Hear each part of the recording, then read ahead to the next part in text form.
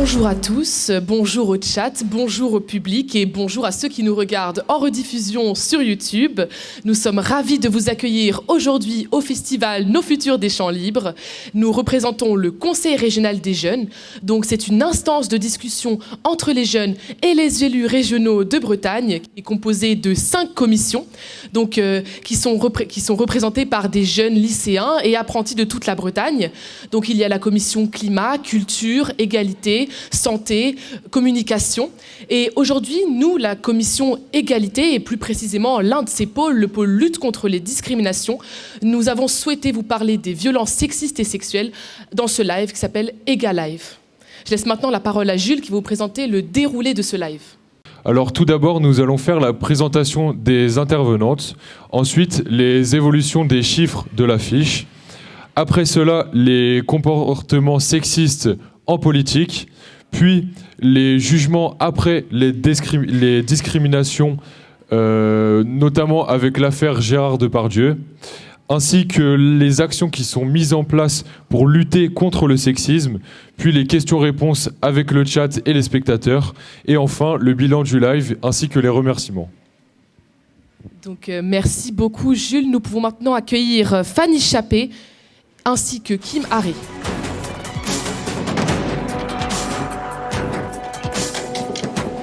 Donc bienvenue ici à Nos Futurs.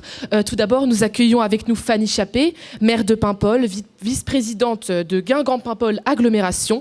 Vous êtes également élue, conseillère régionale et présidente du groupe de la majorité. Bienvenue Fanny Chappé. Bonjour, merci. Et nous avons aussi également le plaisir d'accueillir Kim Haré, militante féministe engagée depuis une dizaine d'années et qui a rejoint le planning familial en avril 2023 et qui est également membre de la commission violences sexistes et sexuelles au planning familial. Bonjour Kim Haré. Bonjour. Est-ce que maintenant Fanny Chappé et Kim Haré, est-ce que vous pouvez vous présenter plus en détail s'il vous plaît ? Bonjour, moi je m'appelle Kim, je suis bénévole au planning familial 35 dans l'antenne de Rennes. Je fais partie de nombreuses commissions en tant que bénévole au sein du planning, donc la commission violences sexistes et sexuelles, comme il a été dit, mais aussi la commission anti-validisme et la commission IVG. Et voilà, je m'engage autant que possible auprès du planning pour faire de la prévention sur tous ces sujets.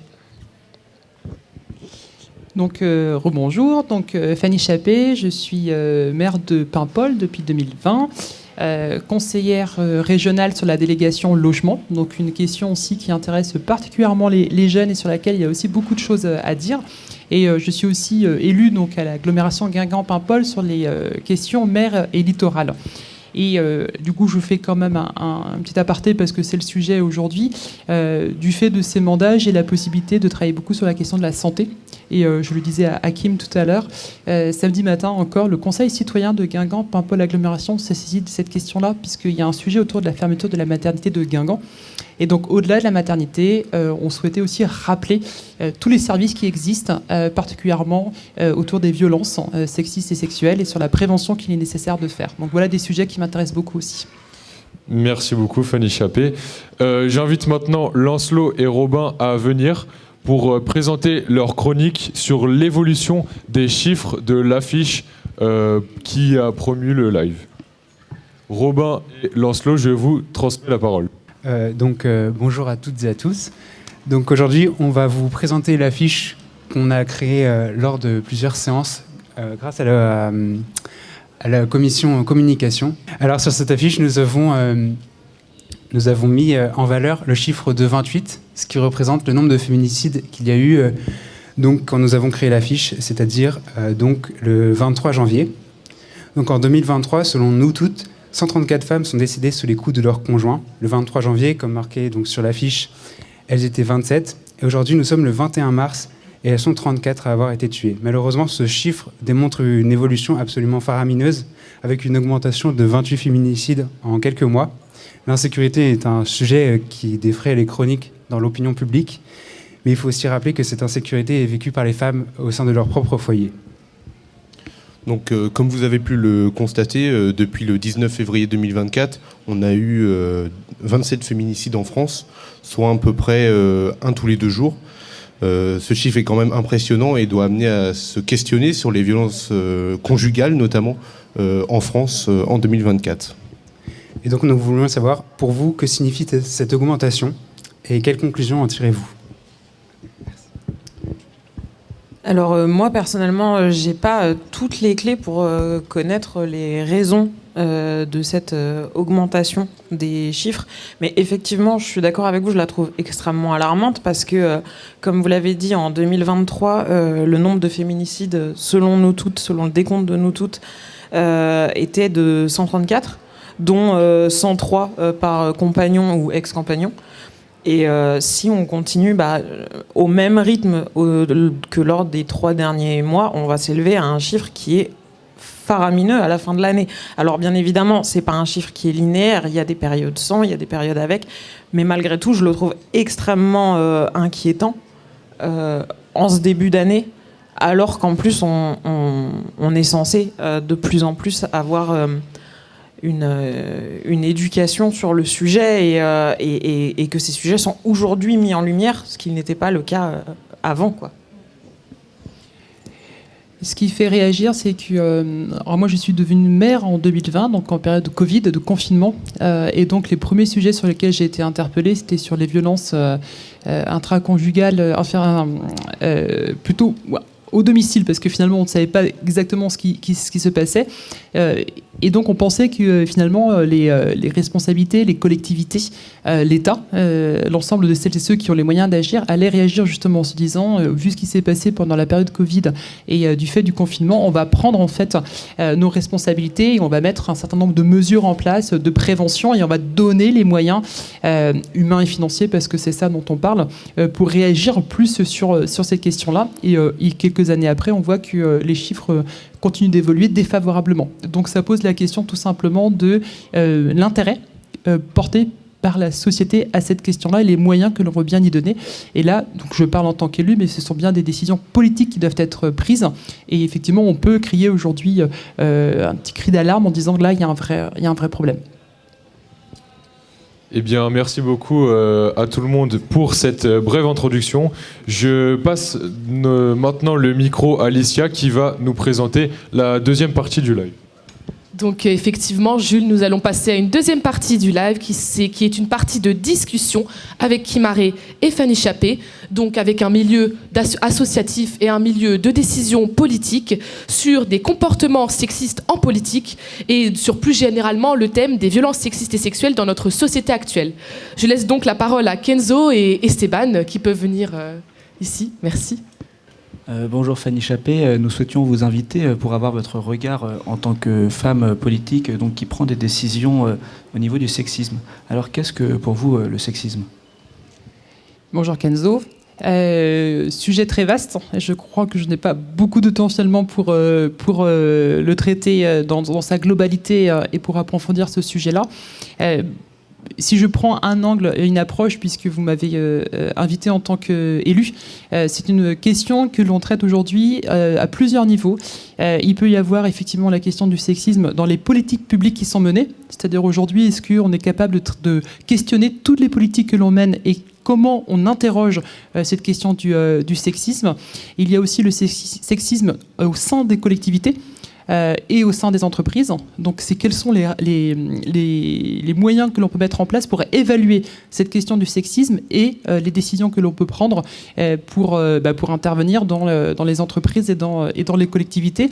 Donc, il y a plusieurs approches possibles en tant qu'élu. Et puis, quand on est élu, c'est la question du sexisme au quotidien. Et donc, pour prendre un exemple, par exemple, dans les lycées, dans les établissements scolaires. Donc, c'est qu'est-ce qu'on peut mettre en place pour questionner ce qu'est le sexisme, même dès la primaire et dès le collège, de façon à intervenir en prévention, en accompagnement et des fois, quand on est élu aussi, en répression. Donc, c'est une question très vaste, mais il faut toujours se poser la question, c'est sur quel angle d'approche je vais traiter pour être sûr de ne pas le traiter trop globalement et finalement ne pas le traiter.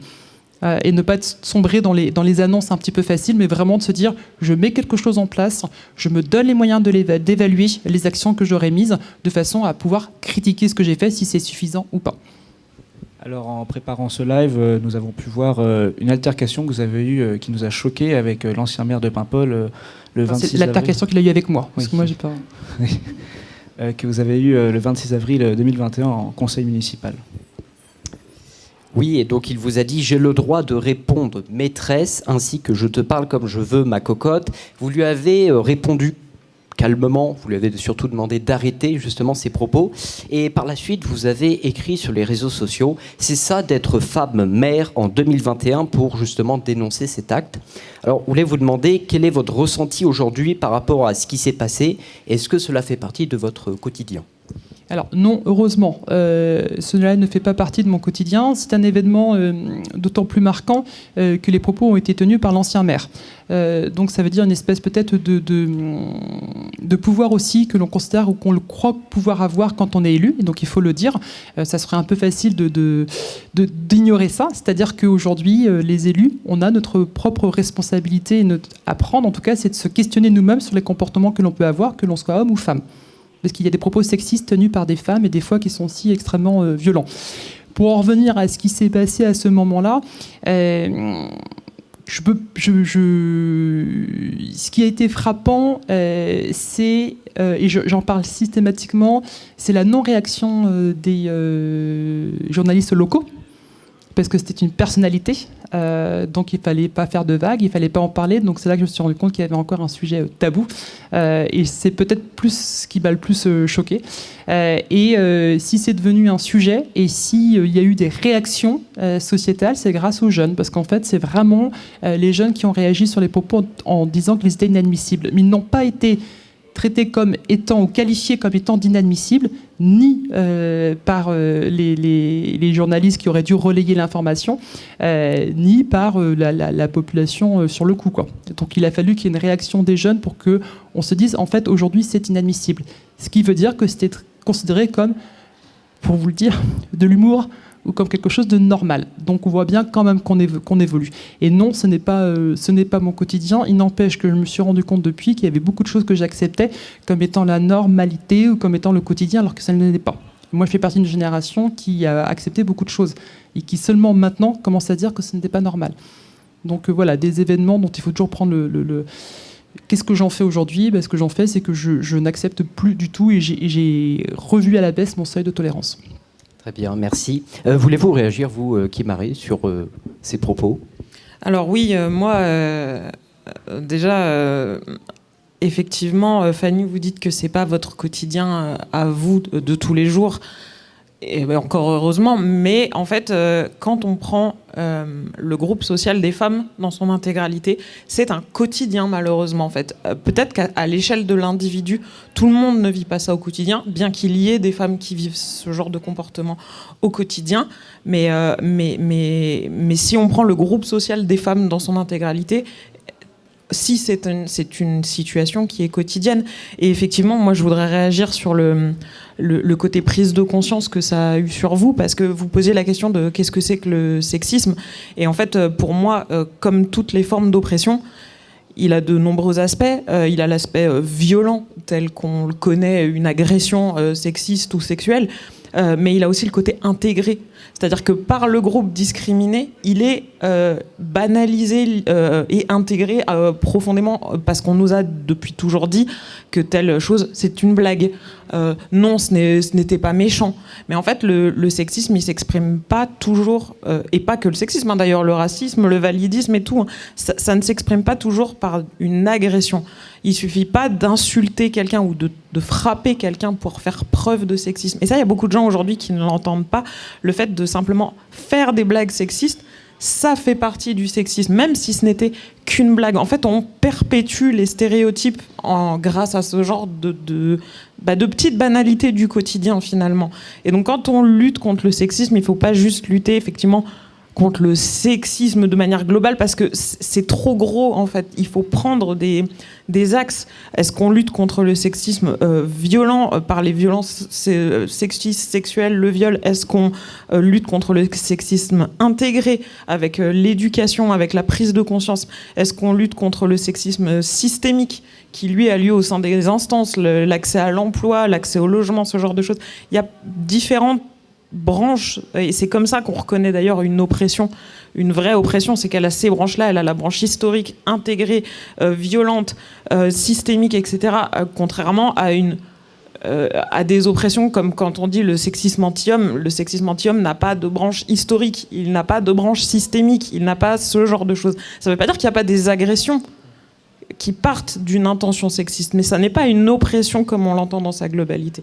Et moi, je trouve que c'est important de prendre conscience de tout ça quand on veut lutter contre le sexisme. Alors, est-il utile justement de porter plainte face à ces actes ? Merci beaucoup pour cette question. Alors, de quels actes on parle ? Parce que c'est ce qu'on est en train de dire. Finalement, chaque acte est particulier et puis il y a des degrés. Si on parle d'une attaque sexiste comme celle que j'ai vécue et que vous avez pris comme exemple, la question s'est posée. Et ce qui était intéressant, en fait, c'est que tout le monde a dit, mais enfin, on porte pas plainte pour ça. On ne porte pas plainte pour ça parce que ce n'était que... Voilà, c'était une envolée lyrique d'un élu, donc ce n'est pas quelque chose contre lequel on porte plainte. Moi, la question, je me la suis posée, et puis en fait, j'ai vite et rapidement constaté que c'est quelque chose qui n'existait pas. Donc je vais pas faire quelque chose qui n'existe pas. Par contre, d'autres moyens que moi j'ai mis en place, c'est de réinterroger sur ce que signifient en fait ces paroles. Et donc cette personne qui m'a agressé a finalement continué dans le live dont vous avez parlé après, de dire que en fait ça revenait à dire pour lui que j'étais dénué de toute légitimité. Donc au-delà de la plainte en tant que telle, pour qu'il y ait un recours ou pas juridique, avec ce que ça peut donner, on en reparlera peut-être tout à l'heure. Finalement, on s'est posé la question de qu'est-ce que c'est qu'être dénué de légitimité en tant que femme.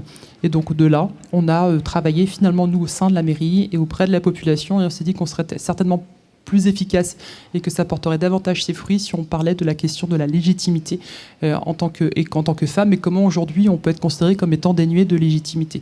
Donc on a traité cette question-là plus finement sur une approche vraiment territoriale, de façon à être sûr que l'on servait à quelque chose.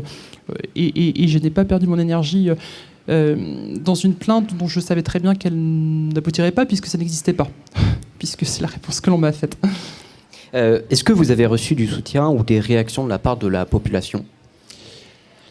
J'ai été très agréablement surprise par le soutien, et je le dis très clairement, générationnel. C'était vraiment les jeunes.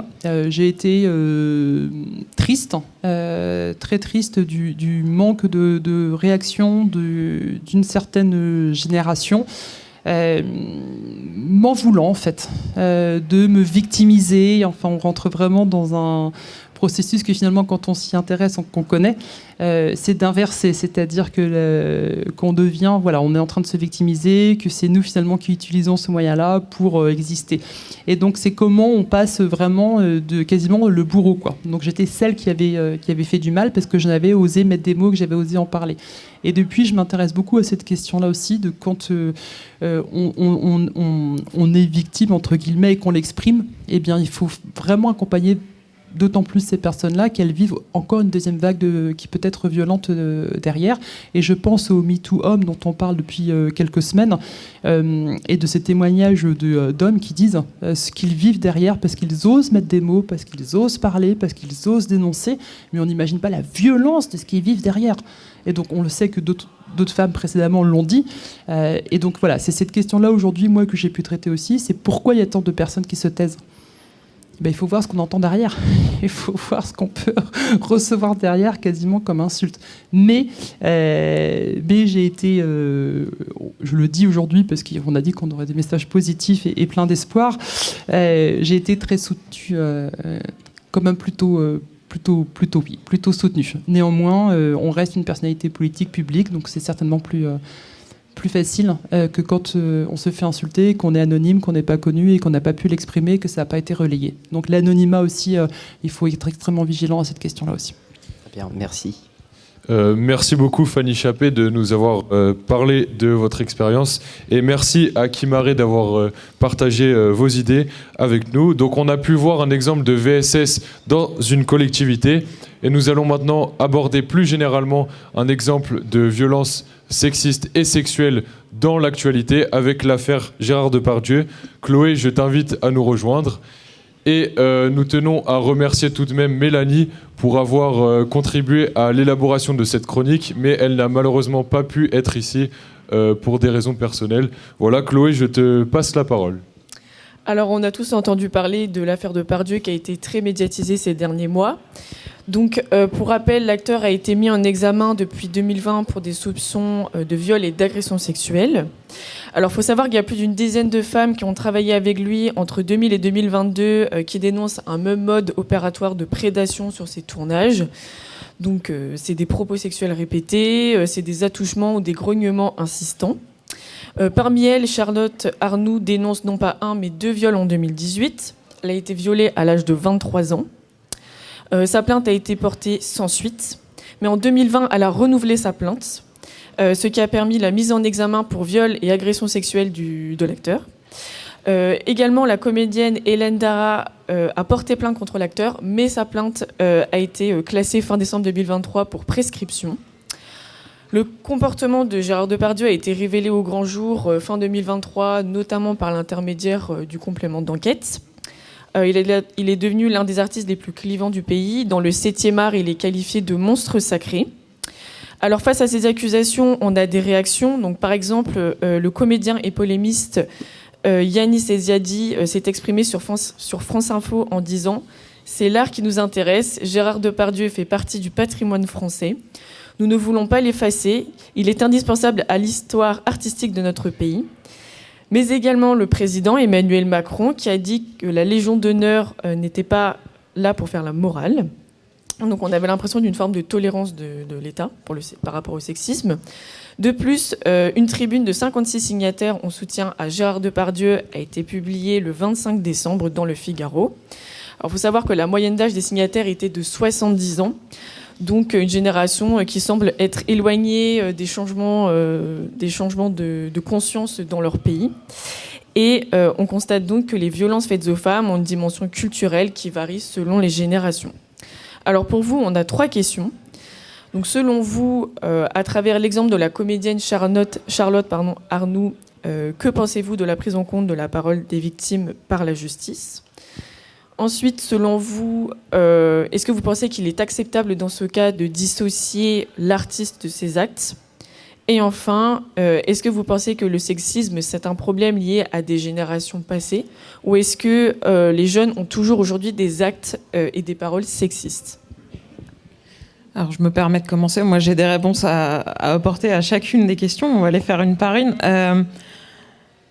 Alors, la première, c'était comment est accueillie la parole des victimes par la justice. Ben, en fait, disons les mots, très très mal, en fait. Et pas que par la justice, par le commun des gens également. Avant l'enquête de Mediapart qui a révélé 13 nouveaux témoignages contre Gérard Depardieu, la plainte de Charlotte Arnoux était vraiment considérée comme de l'affabulation, ni plus ni moins. Comme une jeune femme qui essaye d'obtenir soit de l'argent, soit du succès grâce à son accusation. Mais pour revenir sur le côté judiciaire, il faut se rendre compte que par an, il y a à peu près 50 000 personnes qui sont appréhendées par la justice ou qui sont mises en cause dans des affaires d'agression sexuelle, viol, violence, etc.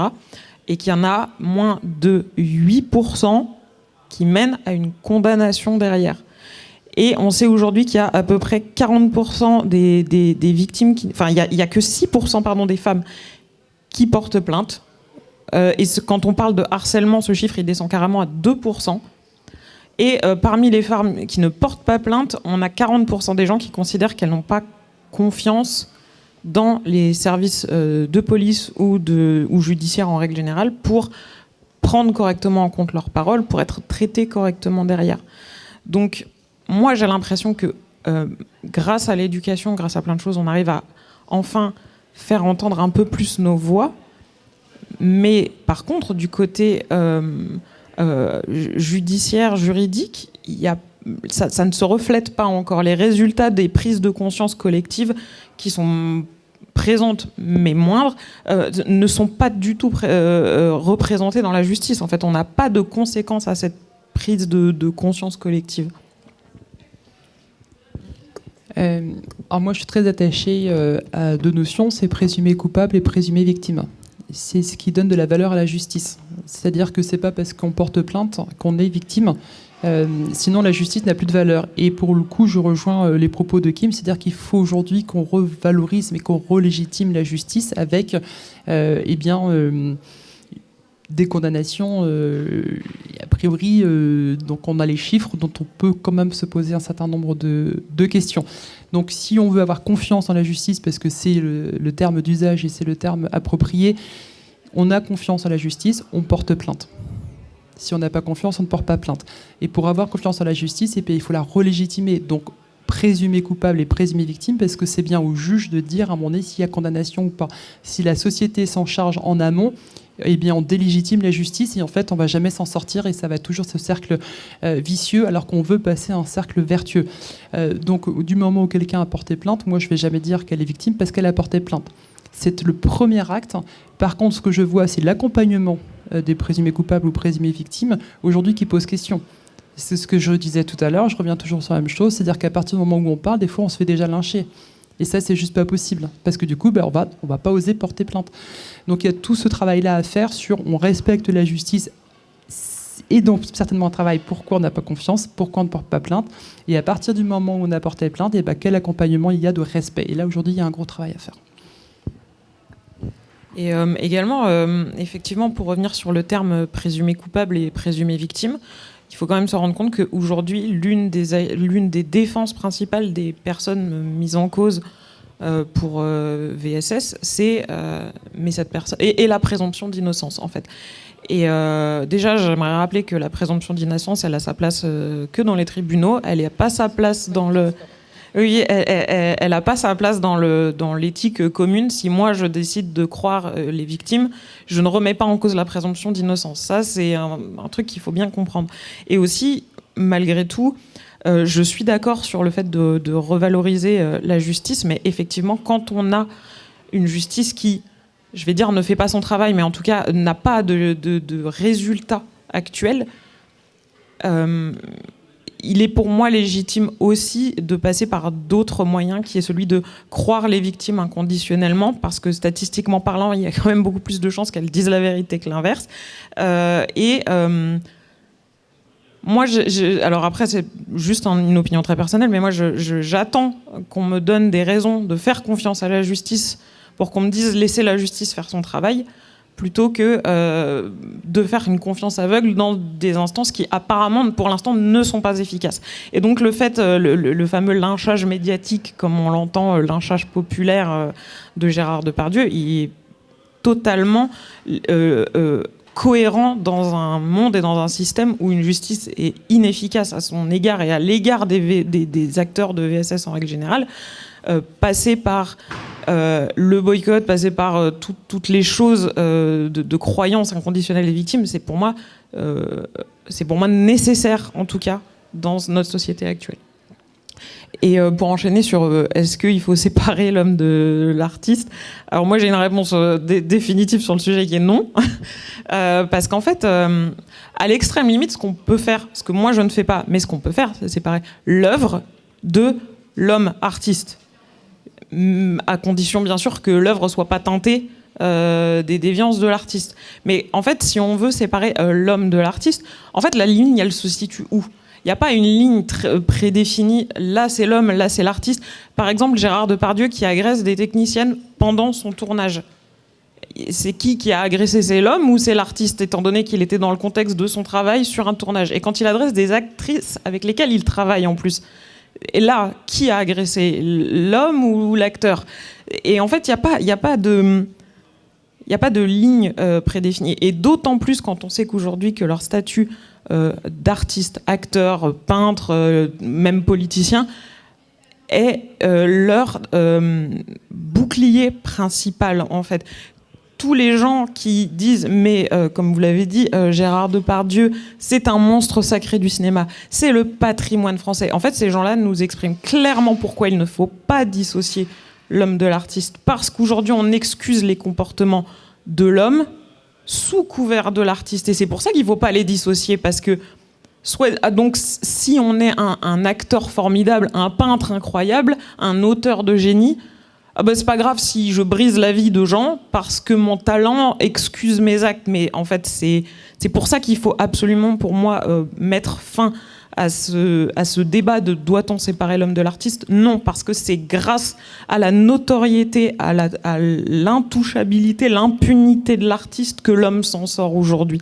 Donc on peut pas les distinguer. Et en fait, encore une fois, qu'en est-il des œuvres où les déviances de l'artiste ressortent? Moi, je pense à Gabriel Matzneff, qui décrit dans ses livres des actes de pédocriminalité. De même pour Bastien Vives, qui a été mis en cause l'année dernière, où on retrouve dans pas mal de ses bandes dessinées de la pédopornographie juste exposée au grand jour. Céline qui parle d'antisémitisme dans ses textes. Comment là on sépare l'homme de l'artiste, étant donné que même dans l'œuvre on retrouve les déviances de ces gens? Pour moi, ce débat est un non-sens en fait. Alors je réagis juste parce qu'on a un désaccord sur l'inconditionnalité et la croyance en victime. Voilà, pour le coup là il y a un désaccord. Moi en tant que maire je suis aussi office de police judiciaire et je crois en l'enquête pour aller plus loin encore justement, pour comprendre aussi le process, et j'y suis profondément attaché, mais cette divergence là militante ou en tant qu'élu elle est importante parce qu'elle en dit long aussi sur notre combat commun. Je vais faire très court et c'est juste impensable pour moi de dissocier parce que en fait ça légitime ce qui a été fait, de considérer l'art, et ça pourrait être l'art et ça pourrait être d'autres domaines, et c'est même pire que ça, c'est qu'on va jusqu'à se demander jusqu'à quel point ça ne doit pas sublimer l'art. Le fait qu'il y ait eu des viols ou des violences sexistes, et peu importe. Donc effectivement la question elle est posée, c'est un monstre sacré, c'est un monstre et qui fasse partie du patrimoine, effectivement, peut-être que ça fait partie de notre patrimoine d'avoir rien dit et d'avoir été en mesure de mettre tout un système en place qui savait et qui disait pas. Ça fait partie du patrimoine français, c'est-à-dire qu'on a eu une grosse capacité à ne rien dire, et particulièrement dans le milieu du cinéma. Et ça, c'est effectivement, aujourd'hui, on doit réagir collectivement. Et pour le coup, oui, on doit complètement dissocier, sinon c'est tout simplement commencer par les excuser. Voilà. Et donc c'est vrai dans le milieu de l'art, c'est vrai dans le milieu certainement aussi de la politique, de la justice, et à partir du moment où on aurait une certaine notoriété, ça nous excuserait. C'est juste insupportable en fait. Donc oui, ce sujet est très intéressant. Je suis désolée, on va devoir un petit peu s'arrêter là. Oui, non, mais c'était très très bien.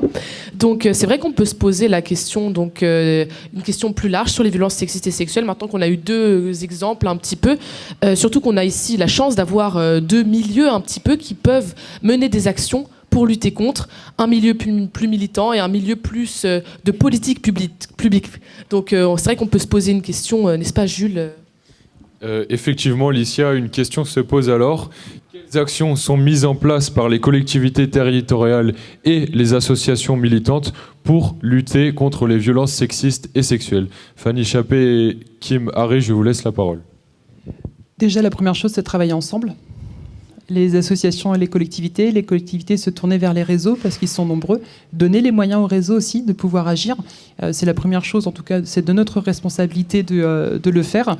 Donc c'est accompagné par déjà des subventions, mais aussi donner des moyens techniques et avoir des projets communs. Moi, j'y suis attachée, c'est ce que je disais, samedi matin, j'étais avec le planning familial sur ma commune à Paimpol. Et donc c'est quelles ambitions on a, quels objectifs et quels moyens on se donne collectivement. Donc c'est apprendre à connaître notre population. Nous, par exemple, on est sur un territoire plus rural, sur Guingamp-Paimpol agglomération. Et donc là, il y a un projet du centre hospitalier de mettre des unités mobiles en place pour pouvoir aller vers, c'est le nouveau terme à la mode, peu importe ce qu'on en pense, il n'empêche que l'idée, elle est là, c'est d'être en proximité, parce qu'on a repéré que sur une partie du territoire, il y a un certain nombre de femmes qui ne consultaient plus, qui n'allaient plus chez le médecin, qui n'allaient pas chez les sages-femmes, sages-femmes, qui n'allaient pas chez les gynécologues et qui n'avaient pas accès en fait à la prévention, à l'information, parce que du fait d'une ruralité, donc plus éloignée, pas de transport collectif, pas de bus. Et donc on a des territoires qui finalement des fois se révèlent être plus riches qu'ailleurs parce qu'il y a vraiment une volonté de mettre le plus possible de services en place. Et donc là, on a travaillé effectivement sur, on disait tout à l'heure, le respect de l'intimité, de la confidentialité, de pouvoir avoir tous les services derrière qui vont être accompagnés si on parle de mineurs. Et donc, c'est pouvoir après mettre un certain nombre d'actions concrètes en place. Alors, ça va pas être des conférences ou juste des entretiens. On a vraiment des ambitions posées sur comment, dans tous les territoires, dans toutes les communes de notre territoire, il y aura la possibilité d'avoir accès à des professionnels qui vont respecter, qui vont travailler, qui vont faire des propositions concrètes quand il y a besoin. Donc voilà, ça c'est des actions concrètes. Je vais laisser la parole à Kim, mais en tout cas, travailler ensemble et que les collectivités donnent les moyens aux associations de faire. Moi, je suis complètement d'accord sur le travail ensemble. Au niveau associatif, en tout cas, je vais parler de ce que je connais en tant que bénévole, mais être au courant de ce que font les associations autour de chez nous et de notre côté, en tant que membre des associations, communiquer un peu plus sur ce qu'on fait, avoir notre parole relayée. Au planning, par exemple, pour lutter contre les VSS, on a des conseillères conjugales et familiales qui sont là pour recevoir la parole des personnes. Il y a un accueil inconditionnel, une écoute active et bienveillante. On s'adapte à l'envie et aux besoins de la personne qui vient nous parler. Si cette personne a besoin d'être accompagnée médicalement, est-ce que cette personne a besoin d'être redirigée pour une plainte ou ce genre de choses, on va à son rythme, on l'écoute. Il y a des associations qui font carrément du conseil au niveau juridique, c'est-à-dire quels sont les recours, et qui est gratuit d'ailleurs, hein, qui est totalement gratuit et qui permet à des victimes de savoir quels recours elles peuvent avoir. On sait qu'il y a des groupes de parole qui existent. Beaucoup d'associations font essentiellement de l'éducation et de la sensibilisation, alors que ce soit à l'éducation affective et sexuelle dans les écoles, dans les collèges, dans les lycées. Sauf qu'aujourd'hui, on est censé avoir trois séances d'éducation à la vie affective et sexuelle. Si je fais un très rapide sondage, qui ici dans cette pièce a eu 3 séances par an d'éducation à la vie affective et sexuelle? Oui, il est à Paimpol. Voilà, il y a une personne. Alors, par contre, juste me permets, parce que le temps est compté, je voudrais juste pour appuyer sur votre message. Pour le planning familial, il faut savoir aussi qu'on peut être... Donc il y a le planning familial, il faut se renseigner parce qu'ils sont présents partout. Mais pour les jeunes qui nous écoutent aussi, dans les lycées, il y a souvent des infirmières scolaires qui sont très formées, qui sont très compétentes. Dans les collèges aussi. Donc je sais qu'à la ville de Paimpol, on a des animatrices qui interviennent. Donc vous avez aussi la possibilité d'avoir des professionnels compétents dans les établissements scolaires qui doivent respecter la parole, qui doivent respecter aussi l'anonymat et la confidentialité et qui vous accompagneront après vers le planning familial. Donc il y a aussi ces professionnels-là et j'en profite pour mettre la lumière parce qu'ils sont vraiment compétents. Et ils vont les orienter vers le planning familial après. Tout à fait. Et même pas que vers le planning familial. Je vais citer quelques noms d'associations parce que pour moi, il est aussi important de les mettre en lumière. Mais il y a les CIDFF qui sont les centres d'information sur les droits des femmes et des familles. L'ASFAD qui fait du service de prévention contre les violences conjugales et qui offre des hébergements temporaires. Il y a le numéro national de France Victimes. Il y a SOS Victimes 35 pour parler de quelque chose de local. Donc voilà, il y a plusieurs associations qui existent, mais il est vrai, aujourd'hui, on manque de moyens pour faire autant de choses qu'on l'aimerait, parce qu'en vrai et en vérité, les vraies actions, elles doivent venir du gouvernement. Les associations font un travail que le gouvernement ne fait pas. Disons les choses, en fait, à mon sens, en tout cas. On peut éduquer, on peut faire plein de choses pour les gens, mais il y a un moment donné, si on veut que les choses elles changent vraiment et durablement, c'est au niveau des lois, c'est au niveau de faire en sorte que les lois soient appliquées, pas juste qu'elles soient votées, mais qu'elles soient appliquées dans les faits, et qu'il faut qu'il y ait des choses qui se passent au-dessus.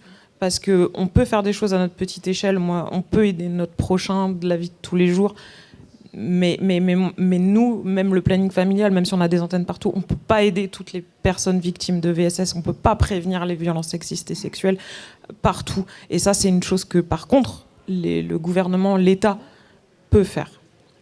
C'est leur rôle. Exactement. Donc merci beaucoup. On va passer sur un échange de questions et de réponses. Donc j'invite le public et le chat qui nous suit en direct sur YouTube et Instagram à poser vos questions. N'hésitez pas à intervenir, interagir. C'est un échange. Le but, c'est que ça soit vraiment interactif entre vous et les personnes qui peuvent prendre des décisions et agir au quotidien. Voilà. Merci à vous d'avance. Est-ce qu'il y a des questions dans le public? Oui.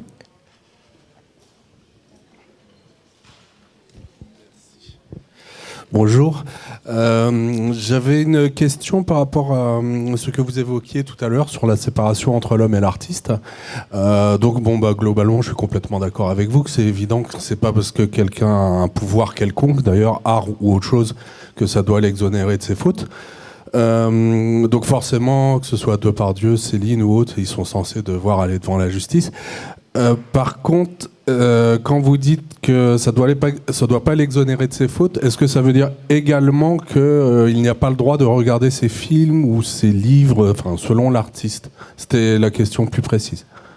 Avec le détail que bien sûr pour Matznieff ou pour des gens qui évoquent des sujets compliqués, c'est non, quoi. Oui, quand on me pose la question, chacune et chacun fait ce qu'il veut.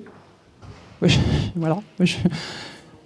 Selon moi, on m'a posé la question sur Roman Polanski déjà il y a quelques temps, à titre très personnel, et donc là ce n'est pas en tant que maire, mais à titre très personnel, je ne peux pas. Mais ça m'appartient. Et chacune et chacun fait ce qu'il veut. Je ne peux pas. Comme je ne peux plus assister à des propos qui vont être comme ceux qui ont été tenus par le président de la République, malheureusement. Je ne peux pas. Ça, ce sont mes limites. C'est juste pas possible pour moi, c'est inaudible. Maintenant, en tant qu'élu, moi, mon rôle, ça va être à chaque fois de re-questionner la population sur ce qu'elle tolère et ce qu'elle ne tolère pas pour bousculer, pour essayer de faire changer les lignes et puis d'animer le débat, parce que je vois qu'il y a encore du travail. Donc il y a deux choses que je dissocie, ce qui m'appartient et ce qui appartient à chacun, et là où je considère que j'ai une responsabilité pour interroger et pour essayer de bousculer. Moi, je voudrais faire une petite distinction entre... souvent, effectivement, quand on parle de ne pas soutenir un artiste, on se retrouve très souvent accusé de vouloir de la censure. Et je voudrais mettre en lumière le fait que le boycott, ce n'est pas de la censure. La censure, ça se produit à un niveau étatique, c'est-à-dire qu'on n'a plus le droit du tout d'accéder à des œuvres. Un boycott, c'est un choix qui est personnel et ou collectif. Moi personnellement, j'invite à boycotter les œuvres des personnes impliquées parce que effectivement, à titre personnel, je ne peux pas non plus. Et ça me gonfle, mettons-nous d'accord, de pas pouvoir regarder un seul film où il y a Johnny Depp dedans parce que je peux plus voir sa tronche. C'est gavant, hein. Il y en a beaucoup qui sont quand même assez sympas. Mais petite parenthèse, voilà. Mais il faut aussi se dire que quand on veut regarder l'œuvre d'un artiste, imaginons un film de Roman Polanski, avoir conscience des conséquences de ça. C'est-à-dire, aujourd'hui, payer son ticket de cinéma pour aller voir l'œuvre d'un artiste va, qu'on le veuille ou non, lui rapporter de l'argent qui le sert à le mettre encore plus en impunité, à le mettre encore plus en visibilité, lui apporter en fait tout ce qu'il lui faut pour se protéger encore plus. Et ça, il faut en avoir conscience, en fait. Et se dire, ok, je fais le choix de donner de l'argent à cette personne, en se disant peut-être, moi, à ma petite échelle, je ne rapporte rien. Mais si, en fait, petite échelle par petite échelle, ça fait beaucoup. Et après, c'est un choix qui est personnel. Il n'y a pas de jugement à avoir. Si vous choisissez d'aller voir les films de Roman Polanski parce qu'ils vous plaisent, eh bien, grand bien vous fasse. Si vous passez un bon moment, bah, tant mieux. Voilà, c'est pas un total gaspillage d'argent et de temps, mais c'est un choix qui est personnel et qui est à faire en connaissance de cause. Bonsoir mesdames et bonjour et merci pour vos interventions et pour le rythme donné par vos jeunes acolytes qui étaient très efficaces. Ma question se pose sur la loi espagnole. Pensez-vous qu'elle soit transposable en France ? Disons que pour l'instant, j'ai pas d'autres modèles de référence à vous soumettre. Et transposable dans les faits, transposable au niveau de la législation et transposable dans nos mœurs actuelles. Merci. Je pense que tout est transposable.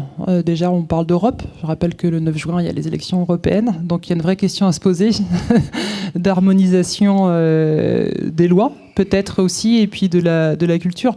Moi, je me souviens, pour le mariage pour tous, quelques années avant, on nous demandait ce qui était transposable ou pas à la France, et certains disaient non, c'est pas transposable, ça n'arrivera jamais, c'est juste pas possible. Et finalement, c'est arrivé. Bon, donc voilà, on peut toujours imaginer que, mais tout est transposable dans le bon sens et dans le mauvais sens. Et je sais qu'il y a eu un débat il n'y a pas longtemps sur, vous devinez ce dont je veux parler, de l'inscription de l'IVG dans la Constitution. Et j'entendais dire que ce n'avait pas d'intérêt puisque l'IVG n'était pas remis en question. Et ben, soit. Il n'empêche qu'on a été capable d'inscrire l'IVG dans la Constitution parce qu'on sait bien qu'il y a un danger. Donc voilà, donc des choses qu'on pensait inimaginables il y a quelques mois encore peuvent arriver. Mais aussi, on le fait parce qu'on a un souci aussi d'anticipation de mauvais événements qui pourraient arriver. Donc voilà, tout est transposable, de mon point de vue, dans tous les sens, bon ou mauvais, en fonction d'où on se positionne. Mais j'ose toujours espérer que quand certains pays ont un temps d'avance, ça sera transposable. En espérant que l'inverse soit pas vrai. Bonsoir à nouveau. Du coup, comme Licia et Jules l'ont précisé, on est en direct sur Internet et donc il y a des questions du chat. Donc là, c'est une question de Zaiwen qui s'adresse plus particulièrement à Kim, puisqu'on a cru comprendre que vous étiez dans le milieu du cinéma avant. Sa question, c'est quand une actrice contractualise avec un réalisateur ou avec une réalisatrice et que le tournage est amené à réaliser une scène de sexe ou sexualisée, est-ce que l'actrice peut se rétracter et rompre le contrat ? Alors, en soit, elle peut, oui. En fait, normalement, c'est illégal de forcer des gens à faire ça. En fait, mettons-nous bien d'accord. On n'a pas le droit aujourd'hui de forcer des gens à faire des scènes de sexe devant une caméra sans leur consentement. C'est une autre forme d'agression. En revanche, il faut avoir conscience des mécanismes qui peuvent empêcher une personne de demander à ne pas le faire. Effectivement, comme vous l'avez dit, j'ai travaillé dans le cinéma avant de devenir bénévole au planning familial. Quand on ne veut pas faire quelque chose qui va dans le sens du tournage,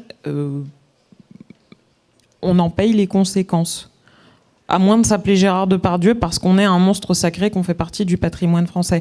Demain, une petite actrice demande à avoir certaines adaptations par rapport à certaines scènes qui la mettent mal à l'aise et tout. Soit on va l'ignorer, soit on va la remplacer, soit on a bien vu Luc Besson qui a dit qu'il allait supprimer de son film les scènes tournées avec une actrice plus jeune, soit on doit s'attendre à voir son réseau se réduire. Et vu que c'est un milieu qui ne marche qu'au réseau, c'est un risque. Et ça s'applique à tous les niveaux, pas qu'aux actrices.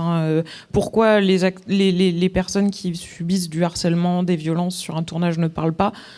Parce que ça signifie perdre son emploi. Et ça, c'est quelque chose que moi, personnellement, j'ai appris lors de mon tout premier stage sur un long métrage, où ça parlait déjà de Gérard Depardieu, et c'était avant la plainte de Charles Tarnoux. Donc quand les gens disent qu'on n'était pas au courant, moi je rigole doucement. Si moi, petite stagiaire sur un long métrage où il jouait pas, tout le monde savait et en parlait, globalement tout le monde était au courant.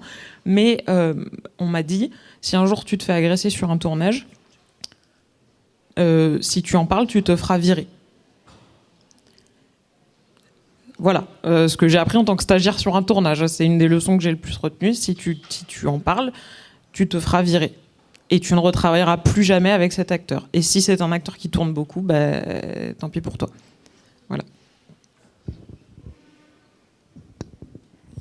peut-être on peut prendre une dernière question, je ne sais pas, dans le public.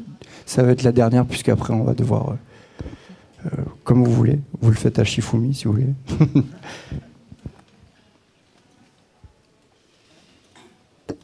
Bonjour, ma question s'adresse plutôt à Kim. Dans le cadre de votre exercice au planning familial, je voulais savoir si, ce que vous observiez notamment dans les comportements des mineurs, des plus jeunes, en termes de reproduction de schémas. En gros, est-ce que on en est toujours au même point? Est-ce que vous revoyez les mêmes problématiques que chez les plus âgés? Ou est-ce que vous voyez des choses qui bougeraient, ce dont je doute énormément, malheureusement? Voilà. Alors, moi, dans le cadre du bénévolat que je fais, je vais assez peu au contact du jeune public. Je ne fais pas d'éducation à la vie affective et sexuelle. Ça, c'est le rôle des salariés du planning bénévole à Rennes, en tout cas. Dans d'autres instances du planning, c'est les bénévoles qui peuvent s'en occuper. En revanche, je fais souvent, par exemple, des stands pour plusieurs occasions. Et on a des gens de tout public, tous âges qui viennent nous voir. Et moi, je suis bluffée par les jeunes qui viennent nous voir. Bon, déjà, il y a un filtre parce qu'ils viennent nous voir, donc voilà. Mais de voir aujourd'hui des collégiens, des collégiennes, des lycéens, des lycéennes nous parler des choses qu'ils aimeraient construire, qu'elles aimeraient construire au sein de leur établissement scolaire en rapport avec le sexisme, des gens qui nous demandent déjà de faire des stages chez nous, qui nous disent oui, moi je voudrais monter un syndicat féministe dans mon lycée, mais moi quand j'entends ça, je me dis waouh, ok, d'accord, la jeune génération, ils sont au taquet, et rien que cet événement qui est organisé par des jeunes, mais c'est génial en fait. Après, et ça on en parlait un petit peu, il y a des chiffres qui sont un peu inquiétants concernant les jeunes, notamment les chiffres du rapport du Haut Conseil à l'égalité qui est sorti début 2024, là, qui constate que, notamment chez la tranche des 25-34 ans, il y a une énorme recrudescence du masculinisme et des théories masculinistes, et que actuellement, c'est une des tranches d'âge les plus inquiétantes en termes d'acceptation des violences, sans compter les tranches d'âge les plus âgées. Et donc, en fait, il y a un peu plus d'espoir chez actuellement les 15-24 ans, mais on constate quand même malgré tout certaines statistiques qui font un peu mal de voir qu'il y a de plus en plus de jeunes de 15-24 ans qui trouvent que être un homme, c'est très dur dans la société par rapport à une femme, par exemple. Enfin, c'est des stats qui posent question. Et moi, une des raisons que j'y vois, c'est la recrudescence de tous les influenceurs à tendance masculiniste type Andrew Tate et compagnie qui sont accessibles sur YouTube à partir de 10 ans, quoi. Enfin, c'est... Ouais. Merci. Juste, en fait, on a des chiffres et les élus locaux, en fait, c'est ce que j'expliquais à Kim en aparté avant l'émission, c'est qu'on a des données chiffrées par les gendarmes ou la police nationale, donc on a interpellé les élus locaux et les statistiques ne sont pas rassurantes du tout. Alors après, on peut se poser la question, est-ce que parce qu'il y a davantage de plaintes, on en parle plus, il y a plus de témoignages ou pas? Toujours est-il que l'on sait aujourd'hui effectivement que dans les représentations, il y a un véritable danger. Et on en parlait tout à l'heure. Moi, je suis beaucoup interpellée en tant que maire parce qu'on nous demande d'avoir des actions de prévention, des animatrices municipales dans les collèges et dans les lycées, donc moi je les mets à disposition bien évidemment. C'est sur les dangers de la pornographie avec une représentation absolument violente, et donc dans ce rapport que je vous invite vraiment à lire, Égalité homme-femme de l'Haute Autorité, il y a des données qui sont extrêmement inquiétantes sur ce que signifie la définition d'un viol. Donc un rapport forcé dans un couple n'est pas un viol pour alors j'ai plus les pourcentages exacts, mais pour un trop grand nombre de personnes qui répondent à ce sondage. Et donc c'est vrai que là aussi je vous interpelle parce que ce sont vos élus après que vous allez voir. Et les élus ont responsabilité de mettre un certain nombre d'actions de prévention aussi dans les établissements, parce que ces données-là, on les a. Les données, les publics, et regardez, les chiffres sont absolument inquiétants. Donc c'est de notre responsabilité, au vu des statistiques qu'on a, d'agir. Mais merci pour votre question, parce qu'on avait prévu d'en parler, donc merci beaucoup. Donc merci beaucoup, je pense qu'on va devoir conclure malheureusement. C'était un sujet très intéressant dont on a pu parler. Donc j'aimerais faire une petite ouverture sur les sujets dont justement on n'a pas pu parler. Donc les sujets dont on n'a pas pu parler pendant nos 2 ans de mandat, donc nous dans la commission égalité du Conseil régional des jeunes, c'est par exemple dans la lutte contre les discriminations globales, c'est par exemple le validisme et le racisme. Donc le validisme, c'est la discrimination contre les handicapés en fait. Donc on s'intéressait beaucoup aux thématiques qui étaient ordinaires parce qu'elles étaient banalisées, donc le validisme ordinaire et le racisme ordinaire. Et aujourd'hui, on voit de plus en plus émerger des groupes, des associations féministes justement, qui sont appelées aussi intersectionnelles, qui font des chassés-croisés en fait entre ces différentes luttes, entre par exemple le validisme et le sexisme, entre le racisme et le sexisme. Donc c'est intéressant, vous pouvez aussi aller vous renseigner là-dessus, une petite ouverture sur ces organisations. Merci. Merci à toutes et à tous d'avoir participé à notre live. Merci aux spectateurs qui ont pu participer au live. Merci à tout le monde, Fanny Chappé, merci à Kim Haré, merci à tout le monde d'avoir été présent. Merci à Evan à la régie qui était le maître du temps. Merci à tous les chroniqueurs, Robin, Kenzo, Zaewen, Lancelot et Chloé. Merci à Rose, Jean-Félix et Esteban, les modérateurs. Et merci aux autres membres qui ont participé à l'élaboration de ce live. Je tiens à vous remercier toutes et tous. Et je vous invite à regarder nos lives personnels qui seront en lien dans le live du CRJ, à regarder tous nos comptes à chacun et chacune. Merci à tous de nous avoir regardés. Bonne soirée. Merci à vous.